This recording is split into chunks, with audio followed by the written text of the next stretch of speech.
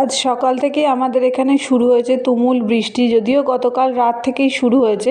বৃষ্টি হলে চারিদিকে কাদা যেমন হয়, কিন্তু গাছপালা দেখতে ততটাই সুন্দর লাগে।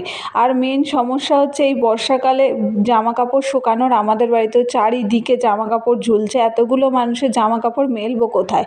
তো সকালে স্নান করে আমি এখন চুল আঁচড়ে নিচ্ছি। আর এই বর্ষা পড়লে চুল ওঠে, যদিও বাড়ি আসার পর থেকে একটু চুল ওঠাটা অনেকটাই কমে গিয়েছে। তো সকালবেলা স্নান করে আগে সিঁদুর পরে নিচ্ছি। আর যেহেতু চুলটা ভিজে, সেজন্য এখন চুলটা ছেড়েই রেখে দেবো, কারণ বড় চুল শোকাতে অনেকটাই সময় লাগে। তো ছেড়ে রাখলে আশা করি শুকিয়ে যাবে। আর এখন কারেন্টেরও খুব প্রবলেম হচ্ছে। তো সন্ধ্যাবেলা আজকে একটু চিকেন পকোড়া বানাচ্ছি বাড়িতেই। সাধারণত সন্ধ্যের টিফিন আমাদের বাড়িতেই বানানো হয়, মা বানায়, নয়তো আমি বানাই। তো আজকে আমি চিকেন পকোড়া বানাচ্ছি।